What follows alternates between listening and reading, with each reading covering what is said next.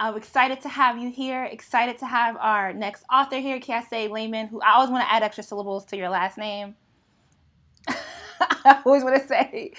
How you gonna do that with two? What you gonna do? Lamone. I don't know. In my mind, it always sounds like I'm always thinking, oh, there's something different. But we Right. know everyone is, ready to go to the Brandy versus Monica Yeah. versus. So we are going to get on it. We are going to do it here. You can watch us on Twitter, on YouTube, or on Facebook. SBG is all about making everything accessible. So thank y'all for joining us. And we are doing an author chat for Heavy. Ooh, can you see it? An American memoir. This was our August read. We are reading this in companion with All About Love by Bell Hooks. So we definitely we had a very emotional August. We had a very deep reading, and we encouraged all the men folk to join. I don't know how successful. Most of our audience is women and femme presenting, so I don't know how many men actually got to join in. We had a handful, but we were definitely trying to encourage the men folk to get some lessons, because we produce reading guides for all the books. So Bree Reed did the syllabus for Heavy this month, and she's really all about care and compassion and community. So she had a lot of hard-hitting exploratory questions. She pulled all the right quotes from your book too, but your book just, you really, really came through. And my favorite part was Black Abundance. So I am very excited to have you here. Thank I'm you. so happy to be here. Thank you, and I just want to thank everybody who took part in it. The whole what 3 weeks, 4 weeks? Is Yeah, we've been that reading for about 4 yeah? or 5 weeks. Yeah. And that syllabus is just. I'm just thankful. So I'm thankful to be here with you. That is all Bree. She did a really, really, really good job. I'm gonna pull the questions up on my phone, which I thought I did, but I did not.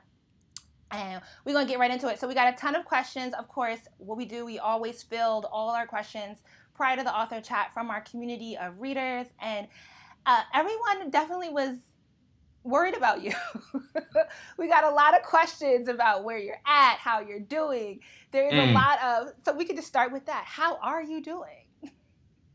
I mean, I think I'm doing. I'm doing all right. I'm doing better than I've been doing. I think we are not doing well. I think I'm doing all right. I don't know how well you can do if the we is not The doing well, but collective is not doing well. yeah, the we is not doing well. But I'm better than I was when I wrote that book for sure.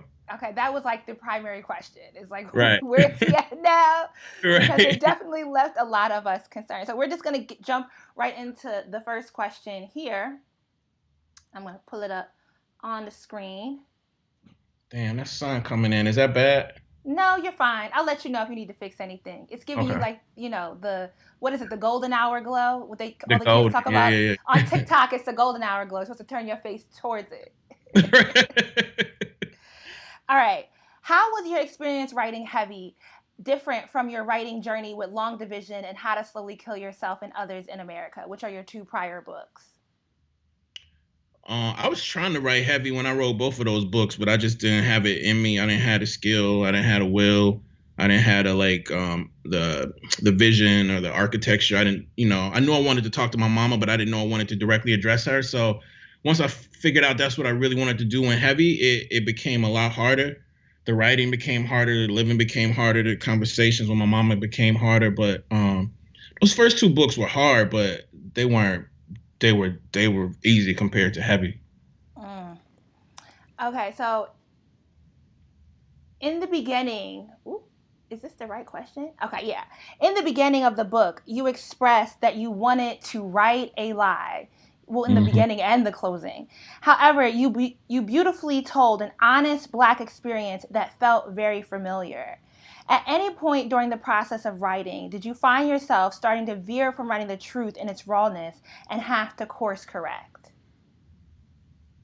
Oh yeah, I mean because like I know some. I mean I just think m- my understanding of the truth and honesty are two different things, and I think we can like write toward honesty or live toward honesty, but you're gonna fail. You know what I'm saying? So yeah, there are a lot of times that I thought I was like, when you out there and you at the club or whatever, you think you doing some shit, and then somebody got to tap you on the shoulder and be like, "That's we was doing that 3 years ago." You know what I'm saying? So there were definitely times in heavy I thought I was doing the work, and I wasn't. Like one of them is just like part of that book was like I was trying to write that book to sort of explore and reckon with what I thought was like the only fucked up romantic relationship I had in my life, and then I started what I wrote about that relationship I actually took out of the book, but Is there's a that part. person still in the book? Excuse me. Is that person still in the book? No, the person that the relationship I was writing about is like it's subtext, but it's not in the book directly at all. I took that whole section out because I had to, but I fooled myself in believing that like that was the only fucked up relationship I had. You know what I mean? Like I thought I was doing the work, and then you start to like realize that there's patterns, and the only consistent in all your relationships is you.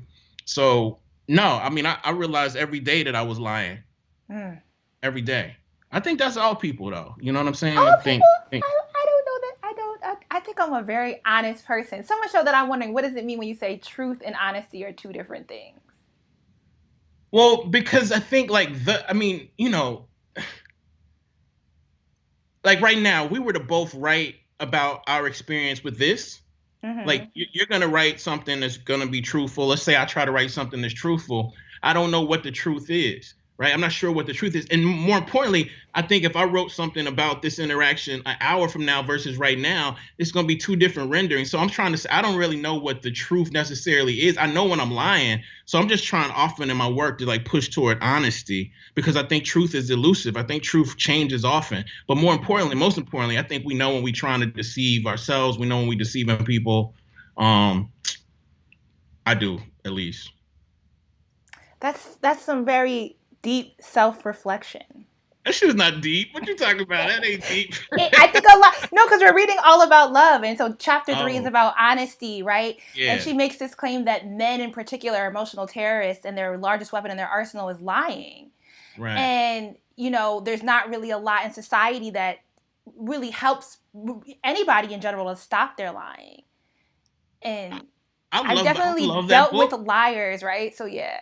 The thing, I love that book. When I got kicked out of school and I went to Oberlin, the first weekend I got there, I was so hyped because Bell Hooks was there, and she was in the bookstore giving a reading and a conversation, and I was hyped. You know what I'm saying? I read all her shit coming Yeah. up, and fam, tell me why she sat there. She was doing Bell Hooks, and then she was like, she started talking about capitalism, and she does this thing where she can like critique a system and kind of critique herself for like being implicated in the system, but sort of slip out of it. So she starts talking about capitalism, and then she started talking about her fucking convertible that was down there. She had a convertible BMW, and then she started talking about this young white man she was fucking, and I was just like, it made me love Bell Hooks even more because I had never Yeah. seen like I was Cause used to she honest. Cornell, Yeah. you know, yeah. We've been trying to get her in the book club. If we can swindle it, that would be major. But no, but she talks about this honesty thing and about how a lot of people don't have a way to dive. So for you to understand that it's not so much about always being truthful, but to acknowledge when you're trying to deceive someone and just be honest in that moment about it. Like a lot of people can't be honest with themselves. I think a lot of people struggle with being, men in particular, Black men, struggle with being honest with themselves. Yeah, I'm not the defender of Black men. But I think we struggle in being honest with ourselves in relationship to women. I'm talking about cis heterosexual men. But I think the thing about the Bell Hooks quote is like if you shift the optic, like you could say what she said about Black men about parents, right? And Like if that's you what she shift does. Yeah. Yeah. right. You know what I'm saying? You shift the optics. So like I think we are fucking terrorists, as she says, despicable. We lie to ourselves, particularly we lie to fucking like Black women over and over again. But I think the hardest part is like at least Black women in my life do the same shit. They just don't do it to us. They might do it to a child. They might do it Yeah. to a friend. You know what I And we mean? do it Like to that's each other. Yeah. and definitely do it to each other. I think that's where it gets kind of complicated for me. Okay. I'm going to move into the next question because I could veer off on this all day long. How many books do you have unpublished or half written stashed away? I got 4 books coming out in the next 2 years. I guess that's stashed away. I got 2 children's 4. books and Okay. 2 adult books. Yeah, I got 4. Um, so we got a ton of questions, obviously, about your mom's response. We were trying to find the article. I know there's a article that exists in the ether where you do have an essay about your mom's response to the book. But one of the Yeah. biggest questions we had was, what parts of the book did your mother suggest you change? Oh wow. Well, some of the stuff she told me to take out is just not in the book, so I took it out. She really wanted me to take out the part in the beginning when we're at the grocery store and we see The her picture. a Xerox of her check and her license because she's been bouncing checks. She really wanted me to take that out, and I didn't take it out because to me, um, that scene is about what happens right after that, which is like, I put my hand under the fold in her knee the way she did me. I drove her home. We fall asleep in the car. To me, it was about getting to that, but for her, she was like, I can't get to that because I don't want people to view me as um someone who was economically uh Distressed. irresponsible, distressed. That's what I say. Like she says irresponsible, I say distressed. But anyway, she wanted me to take that out, and I kept it in. I mean, my mama had her way. The book wouldn't have been written, but that was a scene particularly that um she really wanted me to take out. There were some other scenes that I wrote about her partner abusing her, and I had to take those out. And then I tried to hurt him, and we had to take that out. So there are a lot of things she wanted me to take out. I took out, but something I didn't take out was that scene in the grocery Mm. store. So, going into the relationship with your mother, uh, how did you go about initiating these hard conversations? Because it feels like in the Black community, any sort of sticking up for yourself is seen as disrespect. Sticking up for yourself is seen as disrespect. Yeah, especially to your parents, especially to your elders. Yeah, that's true. I mean, my mama, it's just you got to pick your poison. You know what I'm saying? Like she created a black artist, and for better and worse. And so, when you create a black artist and you really give this black artist, this young black artist, all these books that you tell them not to read or read, and you surround me with like, radicals and all that kind of shit from everywhere in the globe, I think I'm gonna do some things that she's not gonna want me to do. Um, and and then when you add that precarity that she was a young mom, and she was beating my ass and stealing my money. Like, I'm an artist, I'm gonna write about that. I think a lot of folks struggled, especially a lot of because we have a lot of single mothers and just mothers in the book club in general. And a lot of folks struggled with their perception of where to land with your mom because you were so honest about it, right? And I think a lot of us felt that experience. We've had similar experience with our parents. And and then we're reading all about love, and bell hooks again in the chapter 2 of Justice says that essentially if you got beat or your parents lied to you or your parents passed on trauma, all these things in which are typical Black experiences, that's not love. Right. I agree. And I so mean, I but think I don't think we need to disqualify them for failing at that thing that they weren't prepared to do well. Do you know what I'm saying? Like, I wrote that book because I wanted to understand. Like, I love my mama still more than anything in the world, more than myself. Blah blah blah. But part of understanding myself, or like not getting lost in myself, was like I needed to understand how someone who could love me and literally bash me in the fucking head with a shoe and or steal my money. And it's not about like demonizing her. It's mhm. about for me, it was about finding the road to how, and also seeing the way that like I knowingly and unknowingly walked in those same steps. But it's hard to be a parent. I'm not a parent, but my mama. I think it definitely also, I had to, when we were having this discourse, it's like you have to remember that this is like the early 90s, right? And it does also make you think about how much language has evolved. Right. Because sometimes I felt like, or you were in certain circumstances because the words weren't there to express. And now we have that language, or we're starting to have that language. And how much, even I'm always talking about like how casual trauma as Black women comes into our lives, and that like the power of language has really helped a lot of us to better understand the ways in which we've been put in unsafe circumstances and to be able to better create community amongst ourselves. So But just the think that. hard part is like sometimes we use the language as the shield. Do you know what I mean? Like the hard part is like knowing the language can be the shield. And so I'm agreeing with you. Like my mama and I can talk about sex. We can use the word sex. We can use the word abuse. We can use the words addiction. We could never use them before.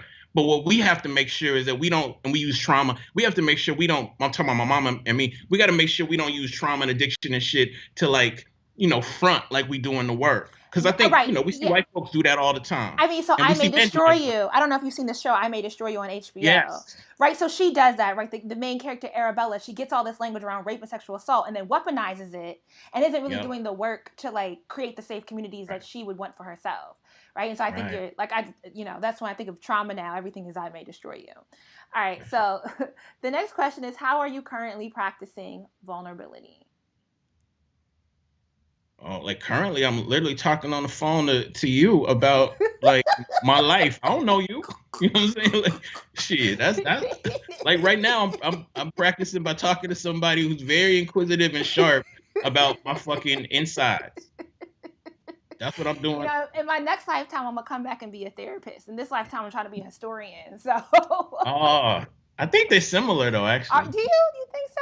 Yeah, people don't think they are, but I think good ones. I think good historians have to understand psychologies and yeah. Okay. But I could be wrong. I don't know shit. So we're gonna get into like a series of personal questions. So you know.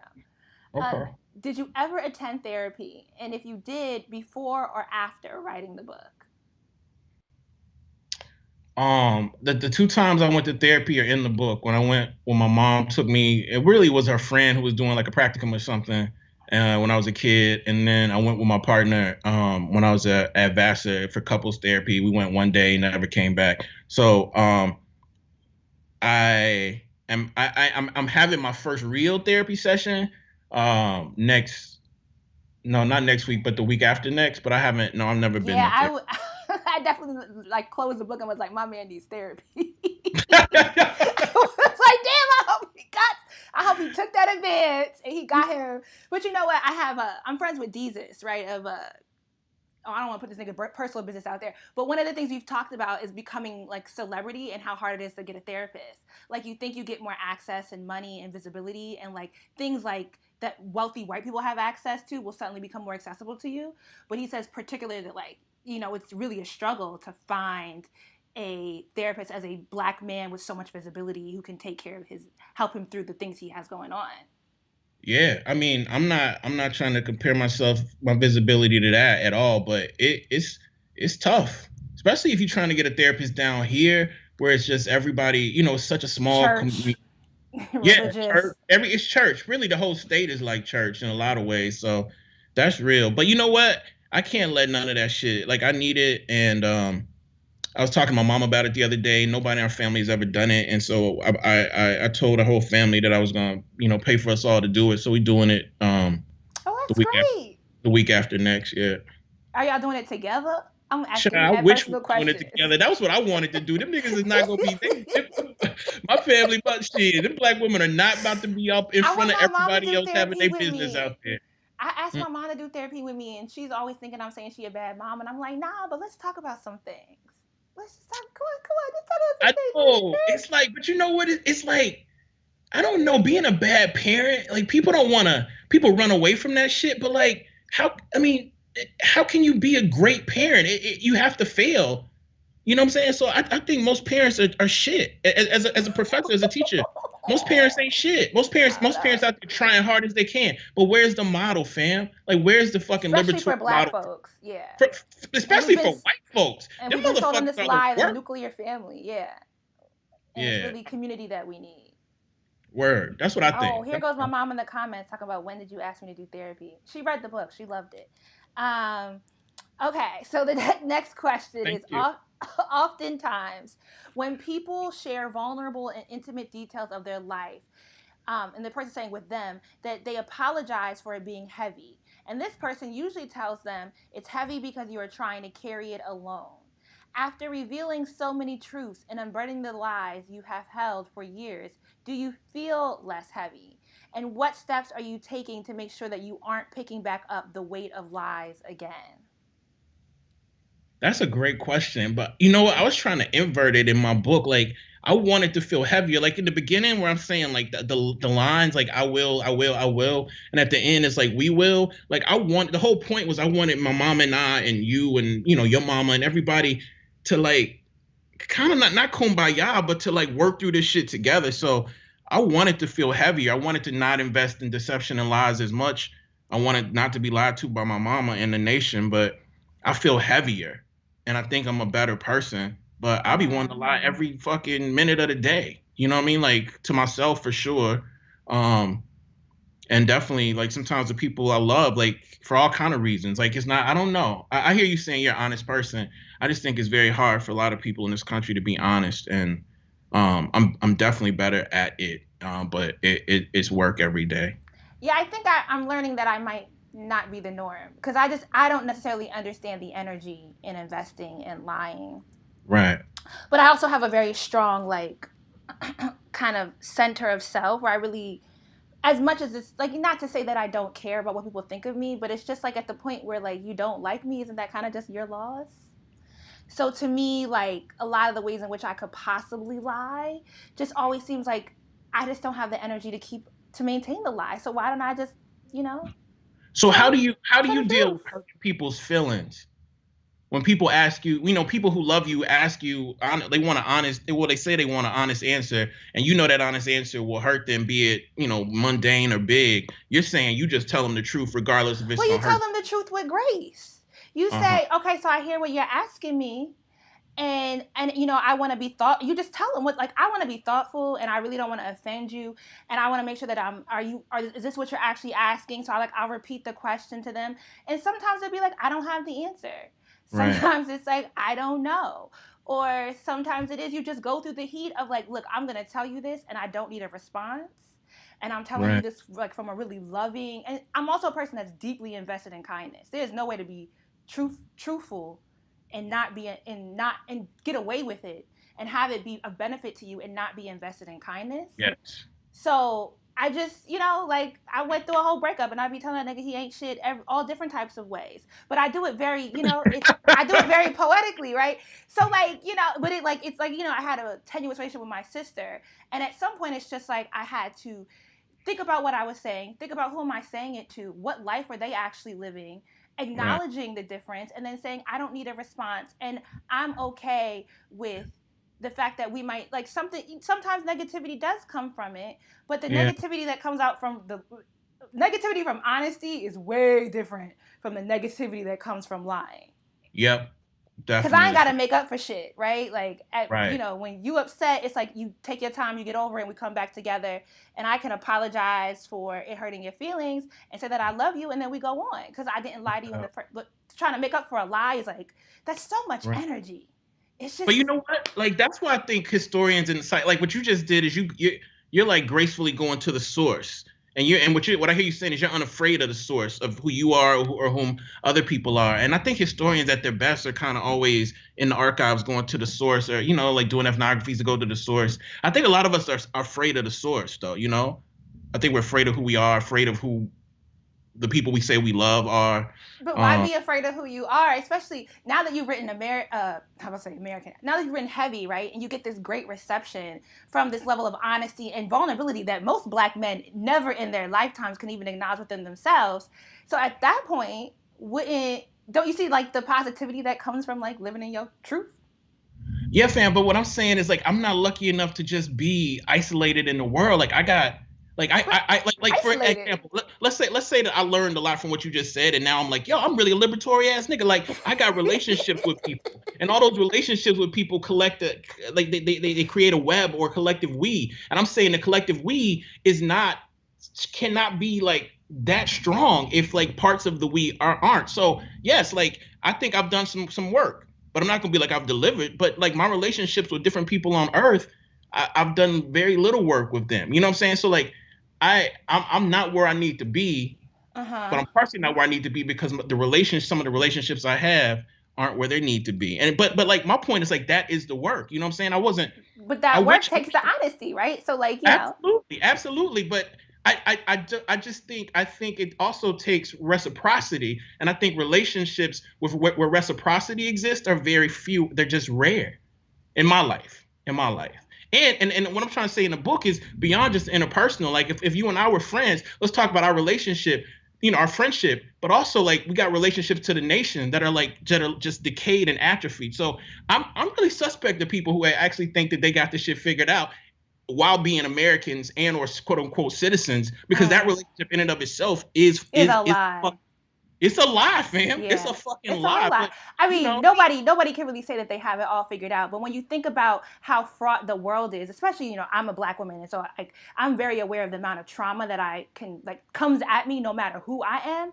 So right. why would I then put that energy into lying to the people that I love if Well, let the me ask you world is this: gonna lie to me, right? Why do Doesn't you it think? Why behoove do you me? think people do it?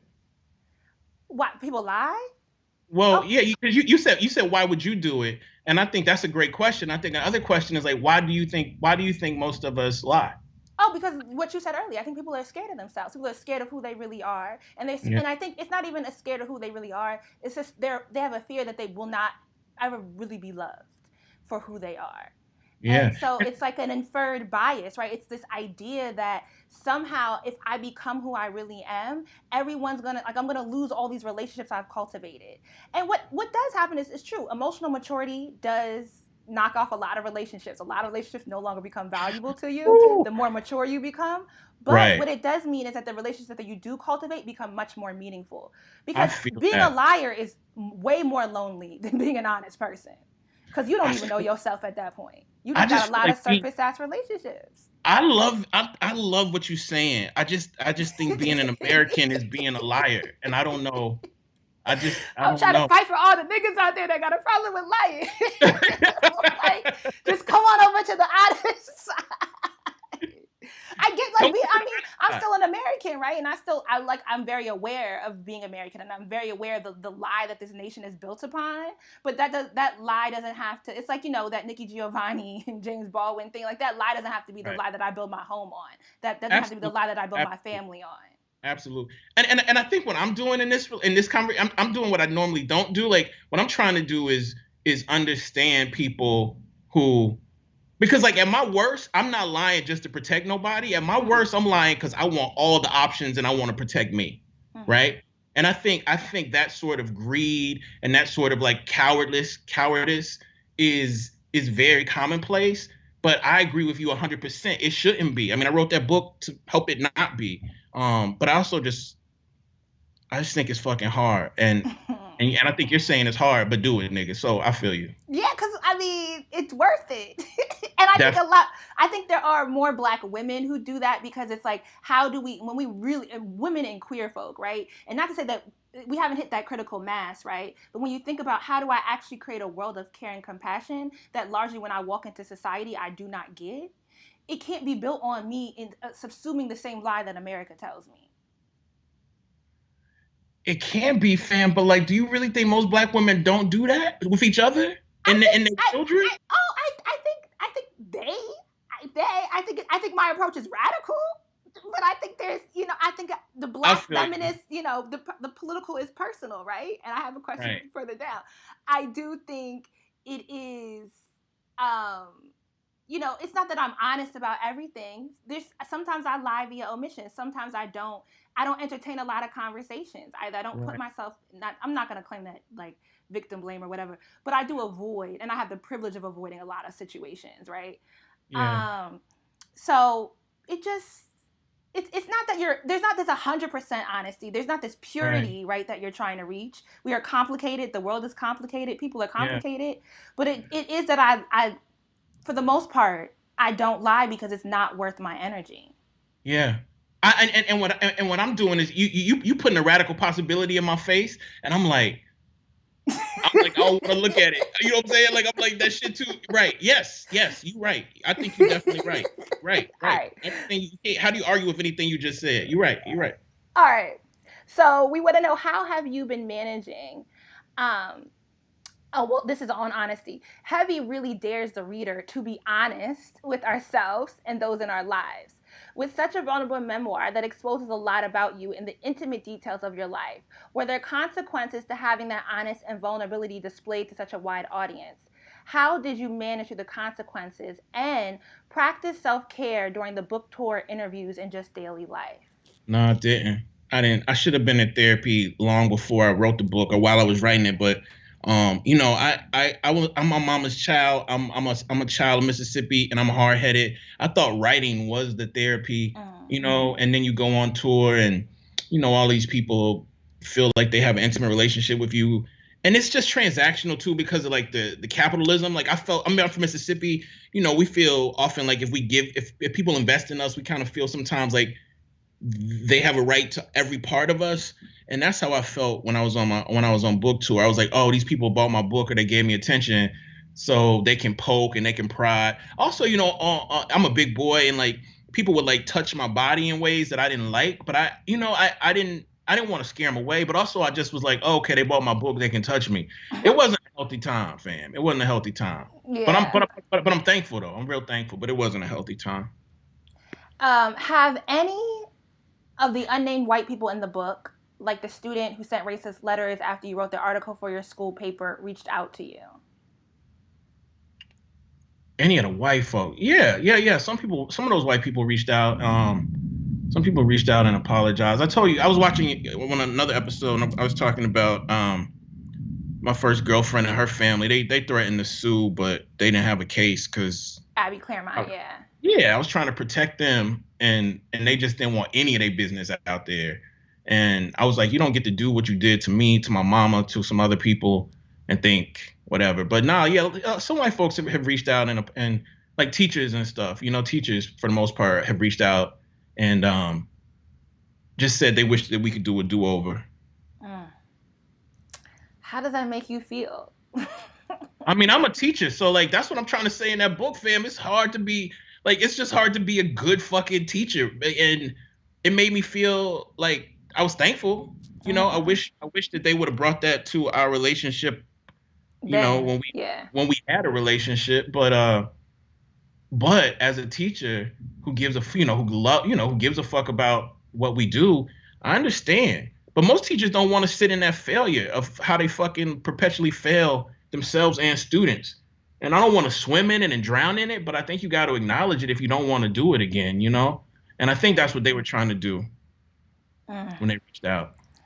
So how has the memoir affected your personal life in meeting new people and re-engaging with people whom you may have lost contact with? That sounds like a real sweet, shady question. It sounds like these are not my question. This is not my question. So. I feel you. I mean, my partner in college, I called her Enzola in the book. We've been tight since the book came out. That was one of the follow-up questions. Did you reconnect with Enzola? Yeah. I mean, we were together throughout. We not together like romantically, but we were friends throughout. And she moved like when I was in New York. There's another version of Heavy that's a lot bigger, but I had to take a lot of that shit out. Like when I went to New York to go to teach at Vassar, she went to New York to start like this black woman's boutique in Manhattan. And she got involved in a relationship with a really famous family, and that didn't work out so well. But so we were always in conversation about stuff. But when the book came out, we had conversations that real conversations we should have had about all kind of stuff, about deception, about various kinds of abuse, about queer antagonism. It was like the HIV epidemic was not just starting, but like we were just starting to realize that supposed like cis like heterosexual people could get it. And so some of the stuff that we all felt, my mama felt, I felt, she felt, we talked a lot about that and how bizarre it was. Some of the stuff that we felt. My mama, when I worked at the Grace House and my girlfriend, they were just like, I mean, I'm laughing because it's fucked up. They were like, don't, you can't come in the house. They were treating that shit like coronavirus, Yeah. You know what I mean? Like, and I literally was in such a bad place in my life. Like I thought every day I went to work that I was going to get HIV. And I kind of was at that point in my life. I was fucked up. I was hoping I would, but that's partially because I didn't understand the disease and, everything. So anyway, we talked a lot about stuff like that. But Enzola's she's a complicated, wonderful, wonderful woman and artist. Yes, one of our favorite characters in the book. So someone wanted to know, did you feel the need to change the name of the characters? Yes. Well, I mean, I talked to everybody involved in that book for the most part while I was writing it, and most of the people I would talk to wanted their names in the book, but the lawyers for Scribner did not want to be sued if those people changed their minds. So we had to change almost all the names. Okay. In your opinion, so now we're going to get into some of the men in the book.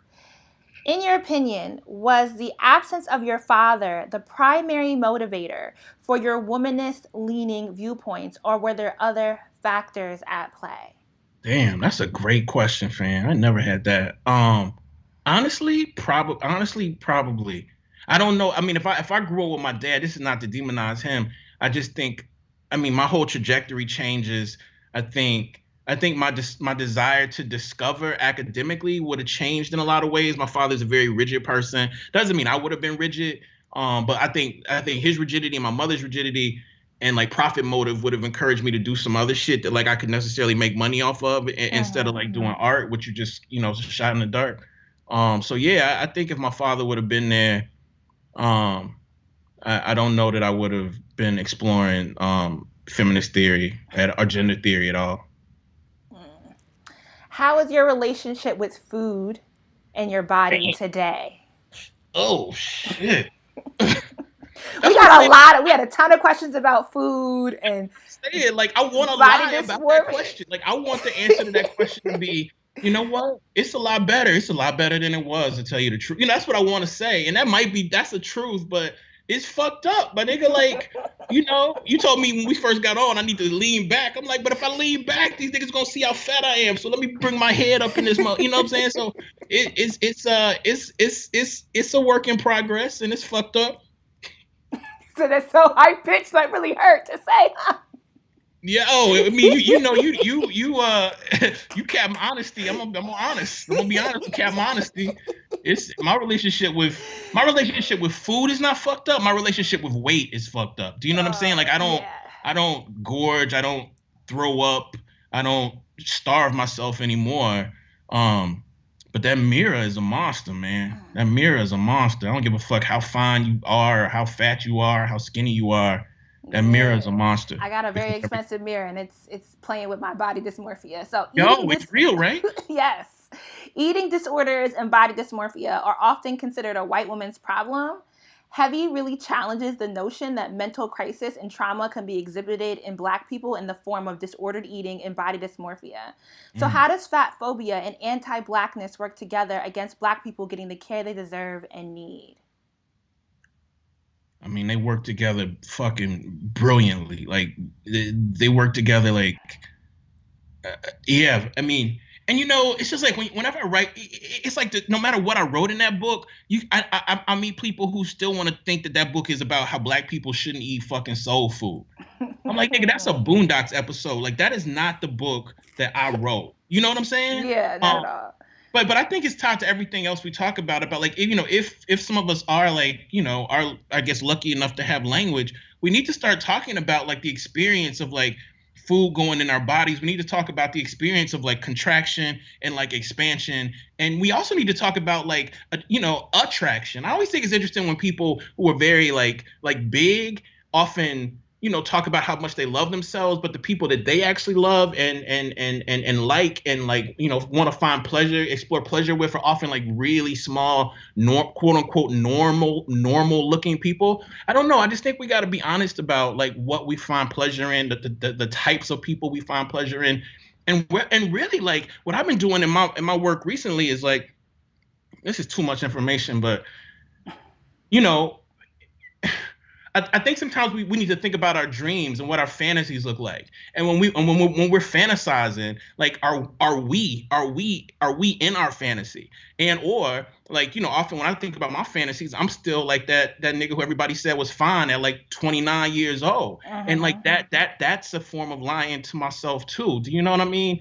And if we really want to push it, like I've been thinking about how in my fantasies often, like I neglect to age the women in my fantasy, but I can tell you in my fantasies, the women that I'm like, exploring shit with, they're not over 50. That's fucked up. I'm closer to 50 than 30, my nigga. Like, so I don't know. I just think we have to like be honest and work through not just what we do, but also what we fantasize about. And I think that's tied to that question, which is somebody's saying you should join us next month as we're reading Pleasure Activism after we finish up All About Love. I love that book. That's a crucial book. And Bree also did that syllabus, so we'll have it done in the coming week or so. So where is Bree in school at?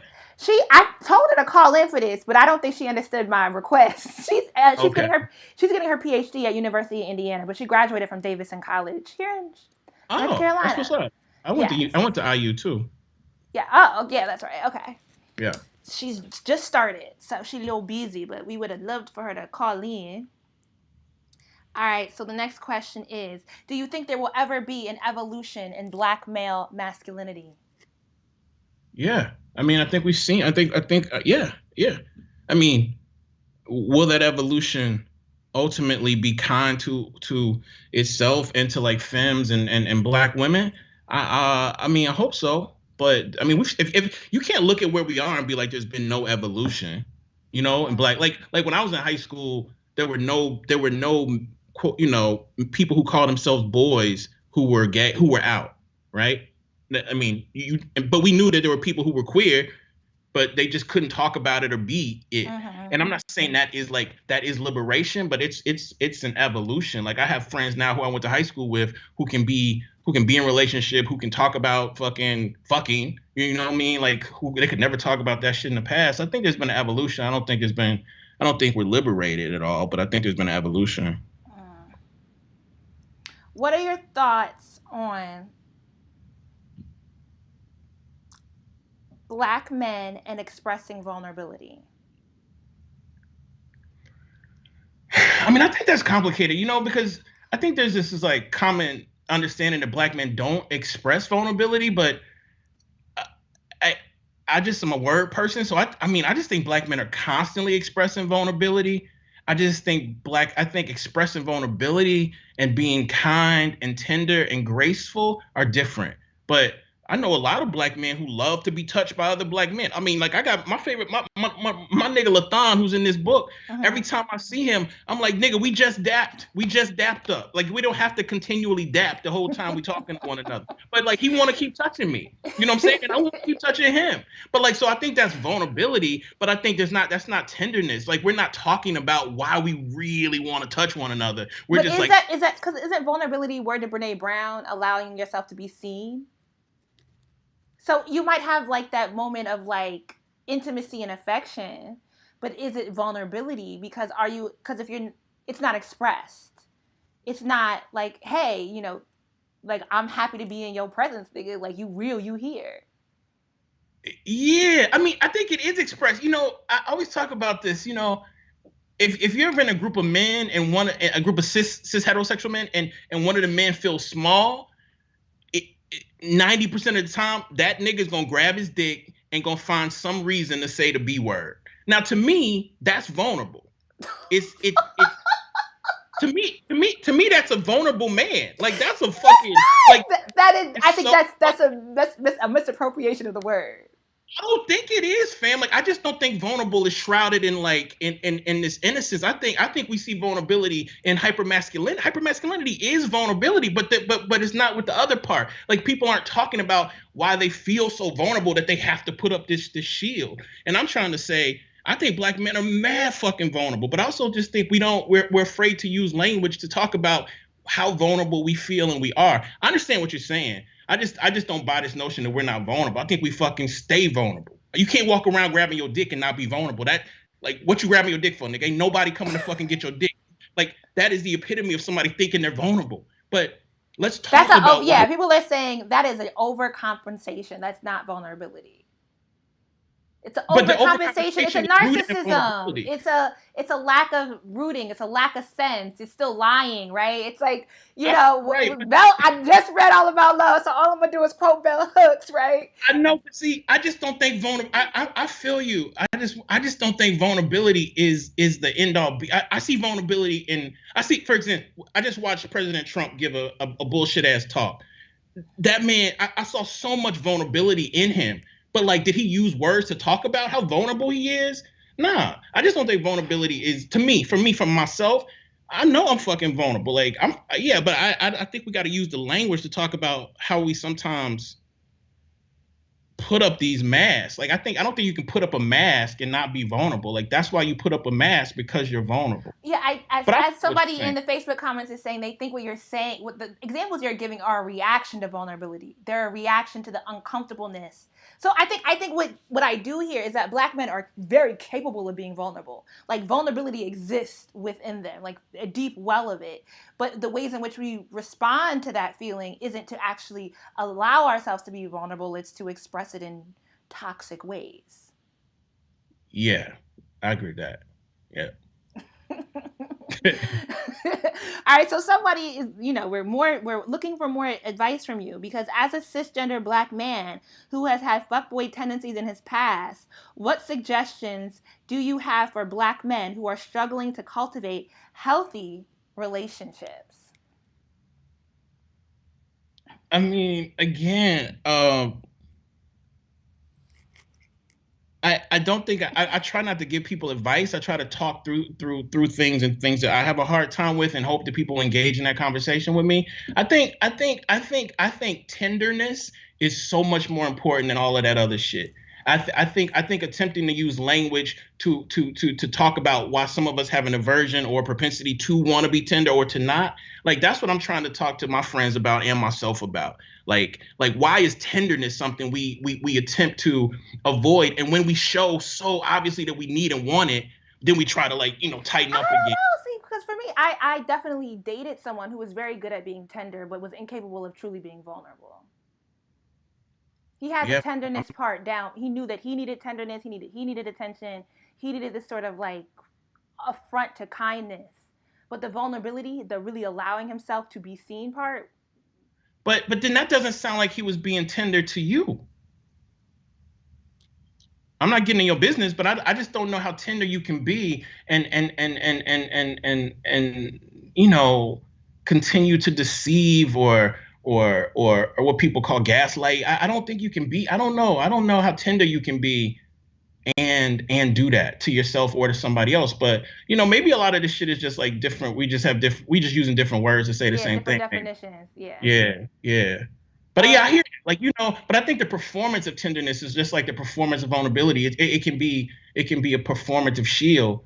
Um, but like I think we have to talk about harm. I think we have to talk about joy. I think we have to have real hard conversations about pleasure, and we have to have really hard conversations about abuse. And that's what I try to do with the young Black man up that maybe talk to me or look up to me, and definitely like the older Black man too. It's definitely hard with them old niggas though. They don't want to hear. They don't want to participate in these kind of conversations at all. all right, so this is my question.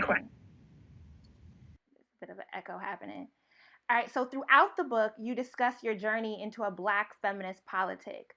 But your last relationship with the woman in the book, Flora, ends with you telling her a lie that she does not forgive you for after attending a rally for Black women. So Black feminism teaches that the personal is political. Have you since been able to make a commitment? And do you have advice for Black men who falter in this area? I love That how everybody that's wants. my question. I love how y'all want me to give advice. I mean, but again, I think my advice would be to Black men similarly what I said. But what I think is interesting about what that question is like, I think Black feminist men, Black feminist, gender queer folk, Black feminist women. I think we have to talk about what a Black feminist praxis actually looks like. Yeah. And I think sometimes the words. This is what I always say. Like knowing the language can make you a much more potent abuser of the person that you're trying to like, in theory, like communicate with in like some liberatory way. So I am definitely spending a lot of time thinking about how like the practice and the theory do not necessarily align in any Black feminist I know. And in most Black feminist men I know, I'm thinking about how like the understanding of the theory has allowed us to be more potent abusers of people, but the understanding of it has to manifest in like a change behavior. And again, I think that's like daily, hourly work. I don't think it's like a deliverance, like you get there and then you never fucked up again. I think you have to commit every day, every single day, to being a loving, tender person with a radical Black feminist politic, with the understanding that like that shit is fucking hard for Black feminists, not just Mm-hmm. Black men. You know what I I mean? mean, yeah, there's a book called by Erinette White that I've read. And I'm always quoting because she talks about how Black men have come into their Black feminist praxis, and in the book she does like this. What is it? qualitative study where she interviews a bunch of folks, and she kind of acknowledges that to be a black, or to be even partnered with someone who identifies as a black feminist, is hard work. It's very difficult, and that because it takes a constant renegotiation with yourself on a daily basis to commit to the praxis. And that's when I realized, like, if I'm going to commit to being a black feminist, I can't be reaching for comforts, right? Like, I understand that I'm committing to a collective struggle, and that it's going to be a constant renegotiation with myself, a constant checking of myself and checking of my morals and my ethics to make sure that I'm really committed to this work. And it's not for the faint of heart. It is so not for the faint of heart. But like in my, I'm a professor, and one of the things that, like, I think a lot of black feminist professors often say is that at these institutions, sometimes the people doing black women the dirtiest happen to be sometimes like black women w'ho've been there forever, right? Mm-hmm. But like, I don't even want to say that. I don't even want to ever say that publicly. But I feel like I can say that to you because I feel like you will push back or understand, or you will come at that with love. But what I'm saying is, like, there's certain things that we think or know to be true that we can't even say in a public space. And I'm not trying to be like, I'm just trying to say that I think black feminism is always trying to push and pull because of that tension. You know what I mean? Like, yeah. I mean, this is where Bell Hooks' work is just like foundational. Like, Bell Hooks understands that black feminists fuck up black feminists, and black men fuck up black women, right? But like, those ain't the same things, right? Like, they just, yeah. Two different kinds of fucks up. But no, she does. I was reading, is it Black Looks in Media Representation? And she's talking about going into black feminist spaces, and because her story isn't the same as their story, how we turn on each other. And even, Dr. Collins, we read Black Feminist Thought, and Dr. Collins sat down with us for like 2 whole hours. Wow. Right? And she talks a lot about how, like, it is a commitment to a collective struggle, and we can cause harm to each other based on the privileges and the way we feed into this hierarchy of power and domination. And trying to, put each other down. So it is, like, I think the foundation of black feminist praxis and theory is that it's a collective struggle, and you are constantly renegotiating your role in that struggle. Yeah, the constant renegotiating. That's the part, right? The constant renegotiating. All right, so the last question I have for you is, what is your current relationship with your mother, and has it improved since the release of the book? Yeah, it's definitely improved. But it's still hard. It's still, my mom is really proud of me in that book because she's like a black woman who, like, wanted her son to do well and all that kind of shit. But she's still shame, and that's the fucked up part. You know what I mean? Like, I didn't want to put that book out until I had worked through, like, all my resentment for her, and I think I did work through that shit, but, like, I underestimated how shame my mom would feel. So there's a film, Issa Rae got the option of book, so it's coming out. It's gonna be a movie. Oh. And my mom was I had missed that news. My mom was gonna talk to the director. I mean, to the screenwriter, and then she was like, "Nah, I'm not talking to them." I was like, "What?" And she's like, "Yeah, that book put me through hell. I don't want to talk to nobody." And so then I'm just like, I mean, this was a conversation that happened 2 days ago. So then I'm just like, okay, so I don't know what to say. Like, I'm not gonna try to convince her to do something that she doesn't want to do. But at the same time, there's a part of me to feel some kind of way about her saying that, given a lot of where we've been together, Oh man, so she gonna be mad when this movie comes out. She's not gonna be mad because we're not gonna let the film do her dirty. But I don't know. Shame is a monster, man. That's all. I mean, for me at least, and for my family, shame is a monster. Well, shame is a monster. Hopefully, now that everyone's going to be walking into therapy, you can come out on the up and up. But that's a big. I mean that sincerely though. It's like, you just dropped that casually, like Issa Rae optioned it. That's a big deal. Yeah, because we read Such a Fun Age, and we had Kylie Reed come in, and Lena Waithe optioned that book. So, like, a lot of and I'm excited. Didn't American Marriage get optioned? And then, oh man, what's the Friday Black? Friday Black is gonna be a TV show. You know Friday Black? I don't know if you know Friday Black. No. What's the book by the lady about her house, like her family? They like 7 siblings. Oh, The Yellow House? Yes. Didn't that get optioned? Sarah Broom is brilliant. Have you read that book yet? I started it. For some reason I couldn't finish it. Yeah, it's dense, it's textured, but it's so dope to me. Especially it's dope to me. But yeah, they trying to do, white folks out here trying to put their money behind shit, but we gonna see. Is it Yellow Room that I'm talking about? Is that the book that I have? I know it's about like 7 siblings. Oh no, the Turner House. That's what I'm talking about. Oh, Turner House by Angela. Yeah. Yes, I got halfway through it, but there's so many characters. I was like, I really gotta focus when I read this book, Right. and so I have not finished it.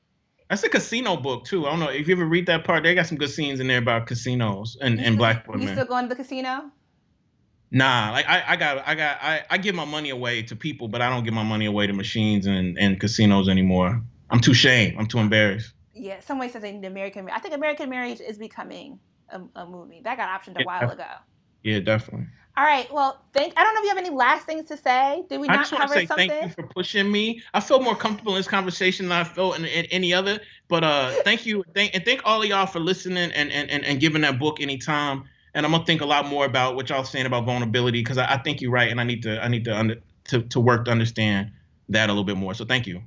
All right, thank y'all for joining. I hope y'all have fun watching this versus. We ended on time just for y'all, because usually we go over time. But we'll holler at y'all later. Who you got though in the verses? Brandy. Don't play no games with me. It's Brandy. Come on. Mississippi. You know that, right? Oh, that's right. They are from Mississippi. Her parents are. Now we claim her.